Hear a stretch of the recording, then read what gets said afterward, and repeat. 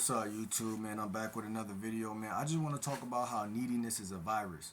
Now, it's tricky territory when I say that because in the last video, I was just saying, like, you know, shoot your shot with everybody. Like, when you see somebody who got good energy, you should, but that's not really being needy. That's you being an opportunist, and we live in a capitalist society. So, really, if you're not an opportunist, then you're not really a businessman or you're not really savvy.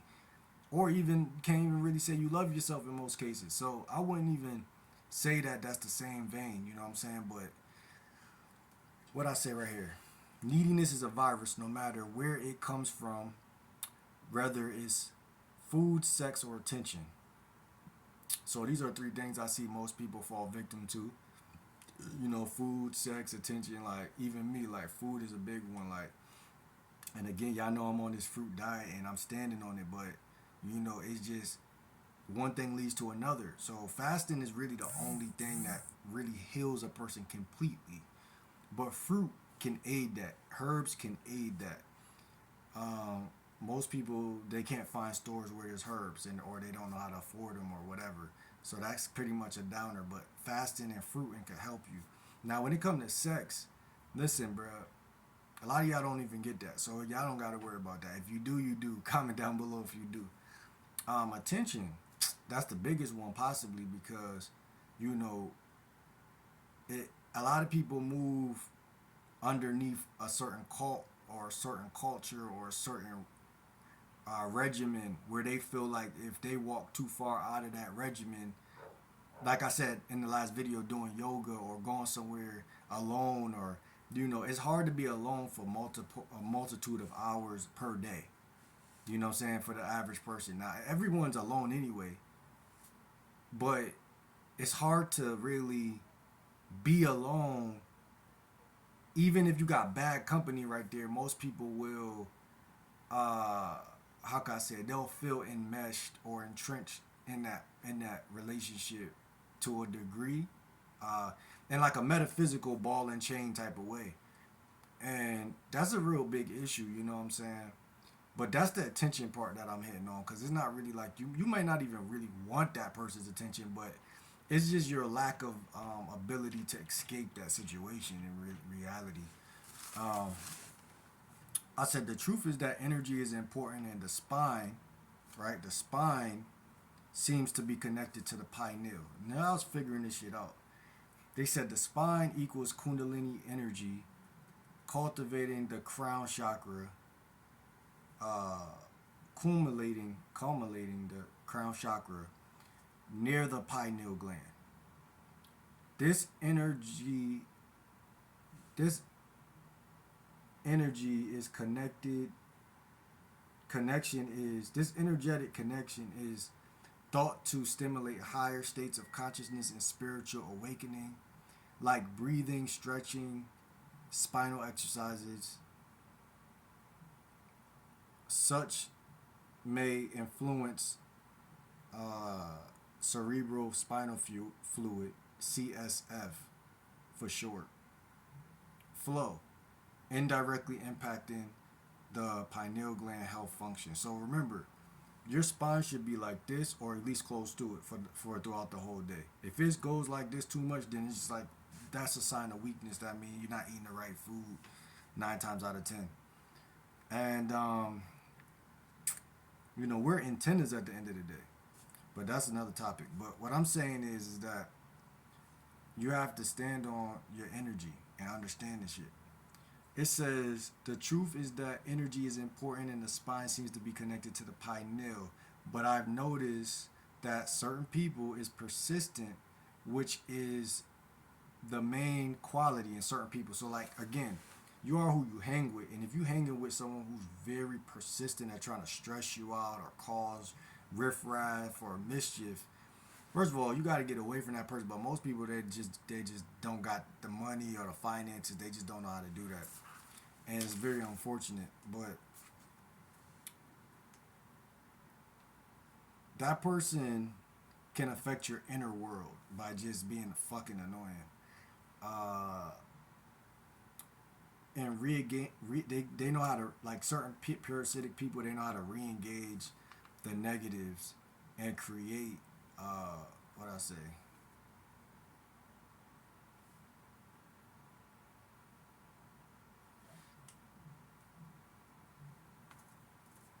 they know how to pose a juxtaposition. Some people, okay, what they like to do, especially narcissists, they like to pose a jux-like statement around you. A jux-like statement. What I mean by that? Well, what I mean is like, say, I'm talking about eating my fruit, being healthy, and building. A person could come around you and they could sense that you're not on the same wavelength as them, which they take that offensively because they're insecure as hell. And what they'll do is they'll throw stones or arrows at you, uh, either consciously or unconsciously, on purpose or not on purpose, whatever. It wouldn't even matter. It's disrespectful. So they'll say something, a jux-like statement, like, "Oh, you need to cut your hair," or "Oh, you need to do this," or those type of statements that just are total disrespect. Because what they're doing is it's an unwanted opinion, and basically they use that as a parasitic ploy to create a bond, actually, not to get on your nerves. Just not It's not just to get on your nerves. It's something behind getting on your nerves, and they see that as, well, this is how I'm going to create a bond or connection, just to pull you down. And that's how crazy it is. And that's why I said neediness is a virus, no matter where it comes from, whether it's food, sex, or attention. And here's the thing: if you're around someone with a virus, you're gonna get the virus. So that's what I'm saying. And when we think about reason what made me even write that was, I think it was about the solar plexus, and the solar plexus was kind of like showing me, like, man, like, because remember, the solar plexus is responsible for discipline. So if I want to be more disciplined, but I'm around somebody who has 0.4% of discipline, it's just a ball and chain. That person is literally a ball and chain. You know what I'm saying? So a lot of people, they see people as, oh, this is my mother, oh, this is my aunt, this is my uncle. But that person is literally a ball and chain. And because people aren't really like independent as they should be in most cases, that literally sets them up for just the most uh, shark-like situation where that person just tears into that person and just keeps bothering them. And I think that, again, man, it's all about understanding these energetic things, the chakra system. Because most people, what they're gonna try to do, they're gonna try to run out of these situations. They're gonna try to escape these type of situations, but they don't even realize, like, it's no escape. Because if there's an escape, you would know, like, okay, the escape is the growth that you can obtain. That's it. It's growth. It's not really whatchamacallit. It's not really people will say simple things to you, simple solutions, and especially the narcissists, they'll say some simple solutions. But that's the problem. Like, you should never listen to the narcissist. You should never listen to nobody. But the problem is it's not about who you listen to. It's about how you create tension.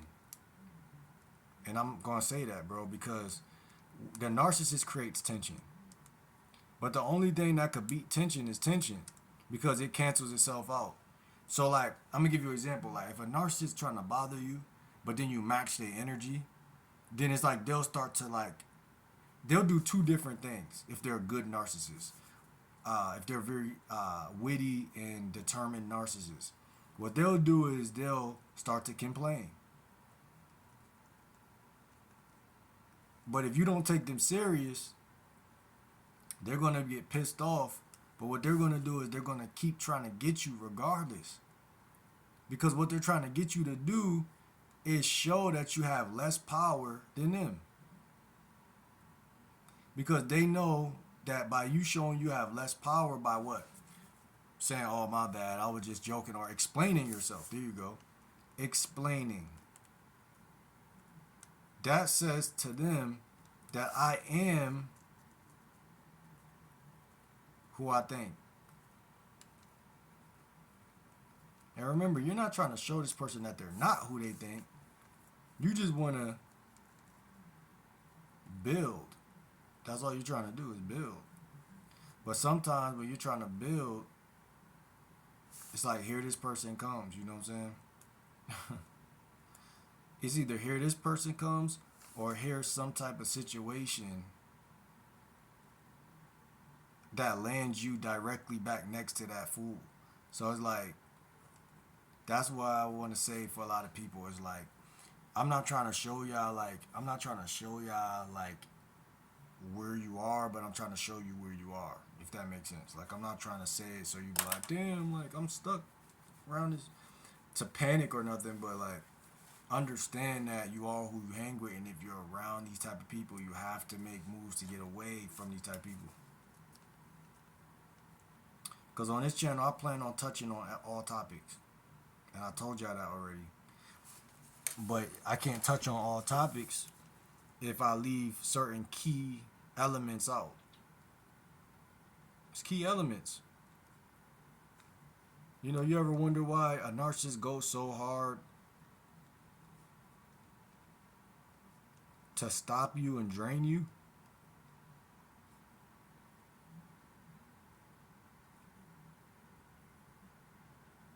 Well, I just gave you the answer right there. And then when they stop you and drain you, then the last thing they're trying to do is use you. So it ain't even no point to let them stop you and drain you, because they only going to try to use you.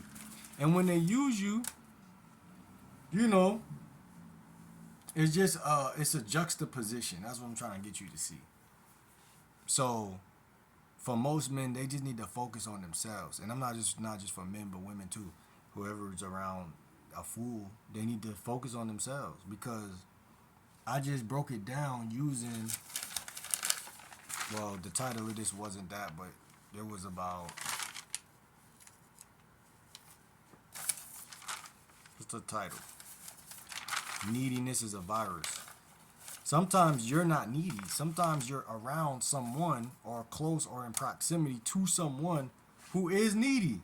But what they're going to do is they're going to project that onto you. And if you're not aware, you're going to actually think that, damn, I am kind of needy because X, Y, and Z. But not even realizing that you're not needy. The key is to realize you're not needy. Because it's like the Chinese finger trap. I learned this in a therapist I listened to. It's like, if you pull away, or just said y'all gonna try to escape, pull away, you don't get away. They pull away, they don't get away. Y'all gotta push closer to then break apart. But see, the closeness in therapy will be you actually having good communication skills with that crazy bat. But that crazy bat is just uncommunicatable. So then it's really crazy for you, I'm not gonna lie. And that's what I'm trying to say. Because while you're trying to communicate with them, they're gonna try to stress you out. So like I said, the best thing for a lot of guys who feel stuck in that shit is just to hey, fast, build friendships, go to therapy. I mean, this is just to name a few, man, but I'm telling you, man, it's like there's a lifestyle. I'm gonna put it like this. I'm gonna end on this note. There's a lifestyle conducive towards your next dimension, or whatever you want to call it, the next level that doesn't concern them, that doesn't have anything to do with them. And like I can speak for myself too, like being in situations like that, bro. Like even this video, like this shit helping me. Like you gotta find your own rhythm with life. Despite them being around you or whatever, because they're gonna be there messing with you. That's just the type of nature of that person. But it's like your growth is gonna change a lot of things on their side anyway. So you don't run from the situation. You don't run towards the situation. You just be balanced. You just be balanced and you just keep grinding. And eventually you'll realize like, okay, I'm where I need to be. No one promised life was supposed to be easy, and I think that's one of the biggest lessons people learn coming to this planet. Like, you know what I'm saying? Just on some real shit to end this video off. I think that's what it really boils down to. Like, there's no guarantees, and what little kids tend to have is guarantees. They feel like safety first and put this safe seatbelt on, and they have these models that they live by, that they listen to. Whether good or bad, you know, you only live once, and things like it could be good models, bad models, but they subscribe to these things, right? Like I talked about watching shit on YouTube that's non conducive. Like, you know, you subscribe to things when you're young, man, that don't do you no good when you get older.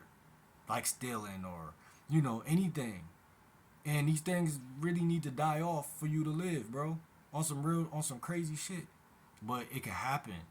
And that's what I'm here to give y'all is that not only hope but like information. I made it. This is informative video, and it's just there so you can build, bro. That's really what we doing on this channel. We building, cause every building block is not physical. A lot of them are metaphysical building blocks. You know what I'm saying? So you build it, and you live on that island. Once you say, "Oh, I'm going," once you subscribe to the new things in your life, like, "Oh, I'm going," I told myself a law for me is I'm not going to eat past this time, or when this person come around, I'm going to do this. Listen, your discipline is connected to your solar plexus, and I just learned this today. My discipline is connected to my solar plexus. I will always ask myself, why can't you just stay on a certain diet? Why do you keep flip flopping? Or why is it like if someone buys something you know you want to eat it, your taste buds will literally do the Harlem Shake and force you to go eat that? And I'm finally realizing, like, bro, your solar plexus might be affected. Maybe it's something deeper, you know. But that's something as me journaling and me I gotta figure that out, right? I'm skinny as fuck. Right? That's mad weird for me to say I'm addicted to food. So a motherfucker never say that shit because I'm skinny as fuck. So if I say, yo, I'm addicted to food on YouTube, I think motherfuckers say, what? Nigga, you mad skinny. How you addicted to food? That's what, like, the typical thought that would come up. But I genuinely do feel like I have a eating disorder for real, for real. Like, I literally think that about myself. Because I love to eat fruit, but I also love to eat, like, the whole fucking food chain for real. Like, and it's like, that's the problem, bro. Like, I need to, like, therapize this shit for real. And I don't know about y'all. Y'all could subscribe, like, let me know how y'all think and what's going on in y'all life. But I think this is a global pandemic, man. I think people be addicted to, like, certain shit. Like, for real. And I've been eating fruit for the last couple of days. I feel fantastic. And it's only get better. But still, like, I gotta watch it. Like, I might eat a salad later, for real, for real. But outside of that, I really gotta watch it, bro. Because when that salad not there and that fruit running low, it's so easy for me to just go in the kitchen and grab whatever. And I think those are defining moments for me. You feel me? And if I could manage those better, especially with y'all help or whoever, I think that shit is going to change the rest of my life. You know what I'm saying? That's the one thing I would say is anchoring me to negative, low vibrational shit. Whenever I do that, and not only that, but when I start making money, I want to also stand on that, like, cause money make it worse or harder. So when you really got money, so listen, you only could go up or down in life, and I want to keep going up. So the way I'm gonna do that, bro, is so many things. But hopefully this video resonate with y'all, man. It's your boy GL Dub, man. I'm a coach, but hey, I need coaching sometime too, man.